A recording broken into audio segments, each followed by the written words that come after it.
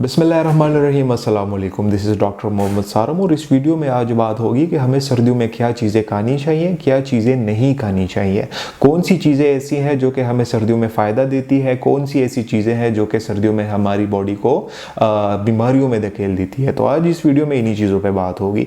तो अच्छा, सबसे पहले हम बात करते हैं, अगर हम कुदरत को देखें तो कुदरत ने हमें दो तरह की चीज़ों से नवाजा है। एक वो चीज़ें जो कि हमारी बॉडी को वार्म इफेक्ट देती है, जो कि हमारी बॉडी के टेम्परेचर राइज करने में हमारी हेल्प करती है। फॉर एग्जांपल चाय हो गया, कॉफ़ी हो गई, इसके साथ साथ सूप्स वगैरह हो गए, एटसेट्रा एटसेट्रा। इसके ऑन द अदर हैंड अगर हम देखेंगे तो दूसरी चीज़ ऐसी है जो कि हमारी बॉडी के टेम्परेचर्स को डाउन करने में हमारी हेल्प करती है। फॉर एग्जांपल आइसक्रीम्स हो गए, ब्यूरेजेस हो गए, कोल्ड ड्रिंक्स हो गए, फिजी ड्रिंक्स हो गए, वगैरह वगैरह। तो अगर हम ऐसी चीज़ों का इस्तेमाल करेंगे, फॉर एग्जांपल हम आइसक्रीम खाते हैं, कोल्ड ड्रिंक्स वगैरह लेते हैं, तो हमारी बॉडी का टेम्परेचर और भी डाउन होगा। जब और भी टेम्परेचर ज़्यादा कम होगा तो बाहर तो ऑलरेडी टेम्परेचर कम होता है विंटर्स में, तो हमारी बॉडी का जो टेम्परेचर रेगुलेटिंग मैकेनिज्म होता है वो इफेक्ट हो जाता है। अब बॉडी स्ट्रगल कर रही होती है अपने टेम्परेचर को नॉर्मल पे लेके जाने की, और उधर हम जब ठंडी चीज़ें खाती है तो वो टेम्परेचर और डाउन हो जाता है, तो बॉडी को और जोर लगाना पड़ता है।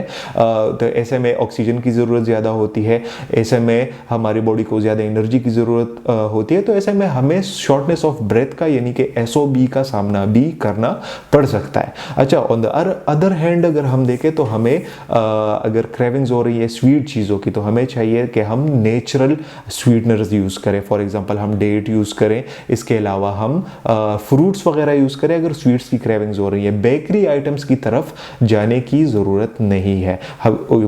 बेकरी आइटम्स को कोशिश करें कि ज़्यादा से ज़्यादा अवॉइड करें, क्योंकि जब हम स्वीट शुगरी चीज़ें बहुत ज़्यादा खाते हैं, फिजी ड्रिंक्स ज़्यादा लेते हैं, जो चीज़ें जिनमें शुगर की क्वांटिटी जो होती है वो ज़्यादा होती है, तो उससे हमारी बॉडी को ऑक्सीडेटिव स्ट्रेस का सामना करना पड़ सकता है, इन्फ्लेमेशन इससे बढ़ता है, और जब ये चीज़ें बढ़ती है तो हमारी बॉडी जो होती है वो कमज़ोर पड़ जाती है और इन्फेक्शंस ईजी से ईजी आने का ख़तरा हो जाता है हमारे बॉडी को।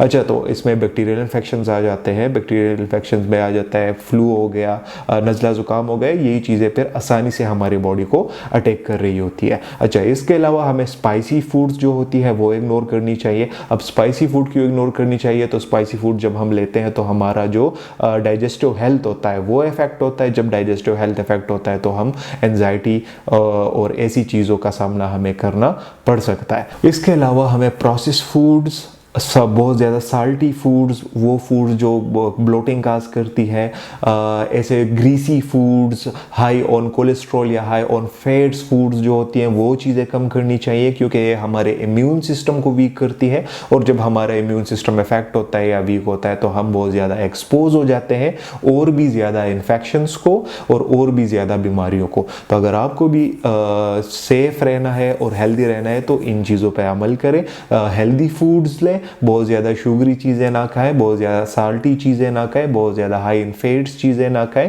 ताकि आप हेल्दी रह सके और अपने बॉडी को टेम्परेचर रेगुलेट करने के लिए मौका भी दें, और उसके साथ साथ आप अपनी बॉडी की हेल्प भी किया करें।